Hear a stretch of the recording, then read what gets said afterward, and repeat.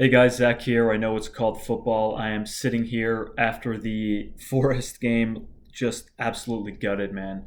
I look like a complete bum. I feel like a bum. I haven't shaved since getting COVID. I'm still not feeling 100%. And to be honest, that performance just like killed my whole day. I didn't even want to do this video. I spent 20 minutes trying to make a thumbnail. Nothing was going right. It just the whole day now feels tarnished and it's just such a horrible feeling. And it's one of those losses where you look at the Man City game and how we lost that game, how well we did and how well we performed. It's a different feeling. You're gutted, but you know how well you did, and excuse me, how well the team did and how well they performed, and you were able to look at bright spots in the game and in the performance, and how upset the players were after that match. It seemed like this game, I mean, the way we lost, not a single shot on target. 10 shots, not a single on target. You really can't even single out a specific player's performance because they were all atrocious, just so bad. I mean, maybe the only person you couldn't fault is Leno, but again, I thought maybe he could have come out for that cross. It was in that dead zone, I thought, but I mean, I think back to that Ramsdale, what he did during that Leicester City game, how he improvised and just sort of punched the ball away like a volleyball punch. I'm not going to sit here and blame Leno for the loss, but Ben White also, I don't know what he was doing. You saw him look over his left shoulder when that substitute was making the run in behind him, and I suppose you give credit to the Forest player who crossed the ball. It was a good cross. It was very, very dangerous, hard to deal with, but. I don't think we would have deserved to win anyway. If I'm being totally honest, I thought Jed Spencer, I think that's how you pronounce his name, for Forest was probably the best player on the pitch. I mean, he was everywhere. So, I mean, for me, I remember watching him thinking, Jesus Christ, we have to sign this guy. I know he's on loan from Middlesbrough at the moment, but I mean, very, very reminiscent of these Tomiyasu performances we've been seeing all season. Just dominant, doing what he needs to do, doing the simple things correct. I mean, Martinelli couldn't get around him. I mean, he was everywhere on attack and defense, and perhaps he didn't play too much of a part in that goal, but he did enough throughout the whole game to warrant giving him my man of the match for Forest. So yeah, I mean, of all the things I had written down for this intro starting yesterday, I was expecting a win, and I was expecting something along the lines of Arsenal back to winning ways after the City game, and this Liverpool postponement. I mean, it just gets worse and worse now. Jurgen Klopp coming out saying they had a lot of false positives, but these are the rules, and it just makes me even more upset that if we could have played this Liverpool game, maybe we wouldn't have been so dull and just dead. I mean, we hadn't played a football match for over a week, and I'm not making excuses for those players or for the manager, but it was just a dead game, just all game. I haven't seen a performance like that under this team. I mean, maybe the Europa League final in Baku was on par with this. Just dreadful horseshit, complete dog shit performance. I don't even know what else to say about it. Although I have a lot of stuff written down, so I'll go through what I can. These Arsenal players, they couldn't get anything going. They couldn't string three passes together. Every senior player that you saw on the pitch, Rob Holding, Benjamin White, Sembi Lokonga, it was his pass that gave away for the breakaway. Bukayo Saka gave passes away. I mean, Cedric, this guy, man, he was horrible the whole game. Dreadful the whole game. There's some quotes I'll get in. I'll get into courtesy of Chris Wheatley. Some things that Mikel Arteta has said after the game, but we couldn't get a pass together, and it's like they couldn't pass to a white shirt. I mean, I've seen people make this joke. It looked like we were playing like Tottenham, and certainly, I mean, I'm at a loss for words. I'm just stumbling through this video. I'm looking at my notes, and I just keep getting flashbacks to how poor this game was, and it is extremely worrying when you look at the fixtures we have ahead now. Liverpool, Tottenham, and Liverpool again in the semifinal. And I mean, that's two losses in a row, and this team is spread very, very thin. Granit Xhaka is out with COVID. I forget now who the other player is out with COVID. Emil Smith Rowe is out with an injury. Tomiyasu is out with an injury. Excuse me, Florin Balogun is out with COVID as well. Could have seen him play. Would he have made a difference? Probably no. We haven't seen him really hit the heights that he's expected to this season in the middle of making a loan move to Middlesbrough, in fact. So, again, not making any excuses for these players, but you're looking ahead at that Liverpool game on the 13th. Is Granit Xhaka going to be back for that? Maitland-Niles now out, played for Roma today. Looked like he played at a right wing back position, but obviously he's done the job for us in the midfield. No Thomas Partey, no El Neni. I mean, if Granit Xhaka is out, then what are we going to play Charlie Patino in there? I mean, he struggled today. He's an 18-year-old, got his first start. Young kid, to play him against Liverpool, and granted, I'm sure it'd be quite a young Liverpool side also, but I mean, who knows what Jurgen Klopp will do. This guy, I am slowly losing a lot of respect for that club. The fans, just Jurgen Klopp himself. I mean, if they go out and put out their strongest team, it's really going to be a smack in the face to Arsenal. And it's going to feel even worse because the way the game was postponed of 3 COVID cases, and the game was postponed just like that, easy done. Yeah, here's our appeal. No problem. The FA said, go ahead. We'll postpone the match for you, and it's going to feel really cheap if we go ahead and lose to Liverpool now. And I think more importantly is that Tottenham Hotspur game on the 16th of January. We cannot lose that game. And again, I don't know if players are going to have the opportunity to be back. If we're missing Tomiyasu and we have to play Cedric, I mean, it is surely. I mean, I think he's probably one of our most important players alongside Aaron Ramsdale. Of course, you look at the the midfield without Thomas Partey and without Granit Xhaka today. We had nothing going on. Odegaard did his best to find room. Saka, a lot of misplaced passes, was really kept under the radar today by the Man United loanee. I have to say, couldn't really get too much going on the flank. That one time he get in, the cross to Eddie Nketiah, he couldn't even get his head on it, man. I mean, it wasn't even a poor attempt. I mean, it just looked like he had been called off sides and just decided not to go for a header. That's what it looked like to me. Look, this video is going to be it's just ranting, and I'm just going to go ahead and go over the quotes here from Arteta, like I said, courtesy of Chris Wheatley. He said today, did tonight underline how important it is to get midfielders in, and Arteta said, I want to get the best out of the players we have. I think it's clear where we need to strengthen, but at the moment it's what we have, and what we have to play. And again, it just shows what we're lacking, and the fact that we've let Maitland-Niles go out on loan, and it happened fairly quickly. There's rumors about bringing players in, players on loan, but it just we have a couple days to bring in someone in the midfield, and it's looking more and more drastic as the days are going to go on. And I don't know, even if we did get someone in, are they going to be the answer? Are they going to be able to make a difference and fill that hole, that void that Thomas Partey has left? I mean, he finds his best form in an Arsenal shirt, has his best game against Man City, and he's whisked off the way to play for his country. So it's really unfortunate, really unlucky. But as someone who always calls myself optimistic, I'm not too sure if I can even be optimistic at this point in terms of finding a replacement to shore up that midfield. He was asked also, how frustrating is this performance after how well you've played in the league?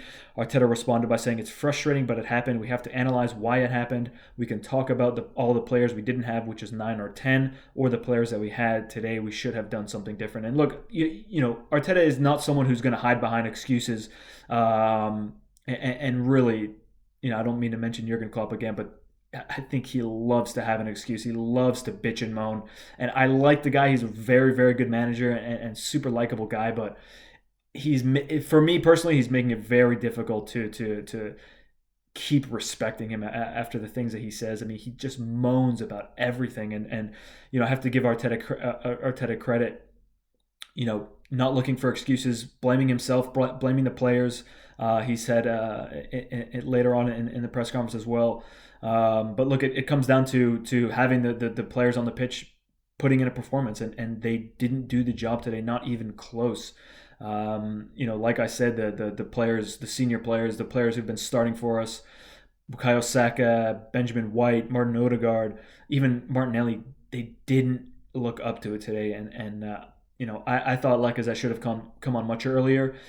I was pretty shocked that Nketiah stayed on the pitch, although I guess he is banging in the goals in these cup games in the domestic cups this season. But Charlie Patino, I think you're looking to bring some experience on in Lacazette, and I'm sure that's why he came on, and I'm sure that's the decision that was being made. But then you look at Kolasinac coming on, for Cedric, and 3 minutes left to play, and I mean, we had no one else to bring on. I thought maybe Chambers could have come on.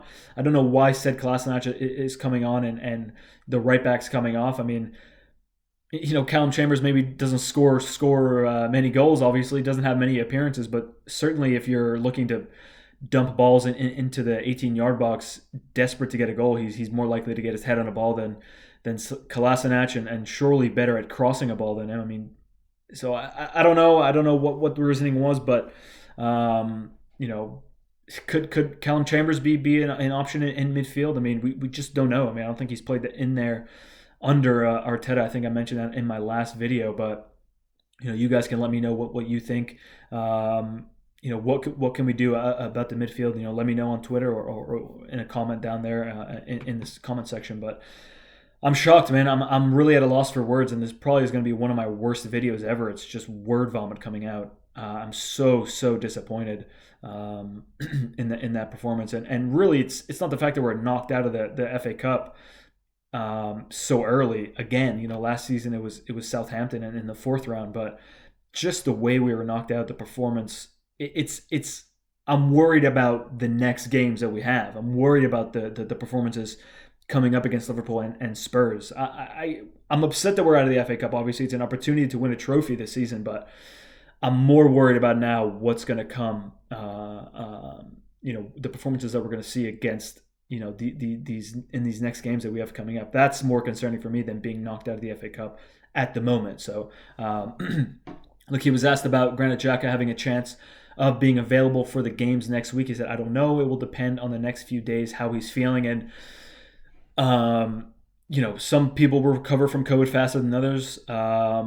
So we'll have to see again. I don't know what the hell is going to happen, but Granit Xhaka, as much as people love to hate him, it's clear how important his role is in this side. And regardless of what you think about him and whether or not you think we could get an upgrade and a better player, I am in total agreement of that. But it doesn't negate the fact that he improves the midfield at the moment in this Arsenal team, and I don't think that's really negotiable.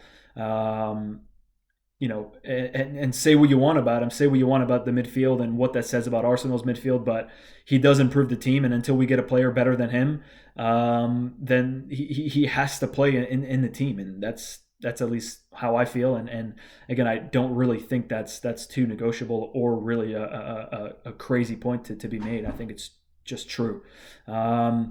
He was asked about the Tavares substitution. He said, what was he not doing? And Arteta simply said, I don't want to talk about any individuals again.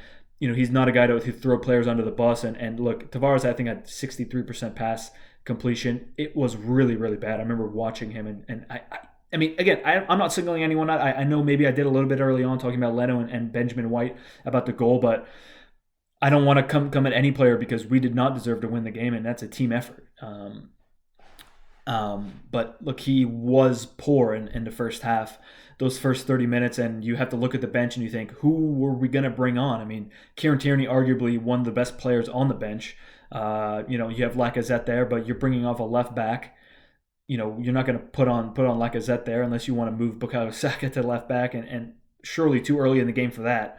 I think so. I don't see a problem with the game. I think if you're going to bring a player off, he probably was, and it was a proactive move. He tried to change the game. It just didn't work. Forest played better than us. It's just a fact, and that's sometimes what you get when an underdog shows up and you have your team are lackadaisical and they think they can go to the game and have it won already. And you see it every season. See it multiple times a season with these big clubs going away, and look, Nottingham Forest are a very, very They got a lot of history. They have knocked out Arsenal the last time they got knocked out this early. Was by Nottingham Forest 4-2, and look, they're going to be up for it. I mean, it's so obvious that when you go away and you're playing a team that knows they're the underdog, the fans were up for it. I mean, you didn't hear them quiet down the whole game, and credit to Nottingham Forest, they deserve to win, and good luck to them against Leicester coming up. And my question now is, can we blame the manager for the players on the pitch? Who, like I said, this whole video, I've said it multiple times, who couldn't even put together 3 passes. There was no conviction in the tackles. There was the touches were off. The way they tried to move around, there was a lot of the ball is rolling and he's letting it go and he's letting it go, and everyone was out of sync. Everyone was out of whack. And talk about tactics all you want. Maybe even if Arteta, if you think he didn't set the team up right, if he set the team up right, you still have players on the pitch not putting together a pass.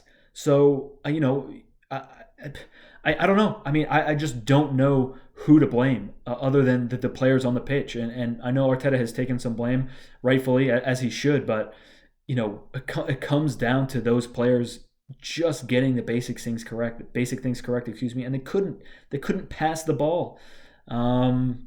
So look, I've said what I've said. I think really all I can. I've just ranted. Like I said, this is probably one of my worst videos. Maybe I'll watch it back and think otherwise. But it was just a heart-wrenching performance watching that spineless performance. Liverpool coming up, then Spurs. And then Liverpool again. So we could potentially be looking at 5 losses and out of the cup, no Europe. So the top 4 is looking more and more, it has to be the goal this season. I mean, it has to be. And if we can pick up our form in the Premier League and keep it going from there, then, that's really the only optimism, that I have moving forward is, get a result against Liverpool. We have to beat Spurs. When you're talking about top 4, we have to beat them. They have 2 games in hand still. If they beat us and they win their next, that's 6 points. That's 6 points outside the top 4, and West Ham just 1 point behind us. So we have to get back in form in the Premier League. Let's leave this behind us. Let's move on. Let's hope that we can get some players back from COVID and from injuries, and hopefully we can bring someone in January, 1 or 2 players to really shore up the midfield and give us an option up front, because Eddie Nketiah is not cutting it for me, and Aubameyang obviously being frozen out. Lacazette does the job, but having one striker available, God knows if he gets injured, we are in deep trouble. So guys, thank you very much for watching. If you've made it this far, you've clicked around at all or watched any of my videos, I really do appreciate it. You let me know your thoughts. On Twitter, you can hit me up on Twitter. I'll have my link in the bio. Give me a comment down below if you'd like, and let me know your thoughts, who we can bring in, who we should bring in, and what we can do going forward. Guys, thanks very much. I'll see you when I see you.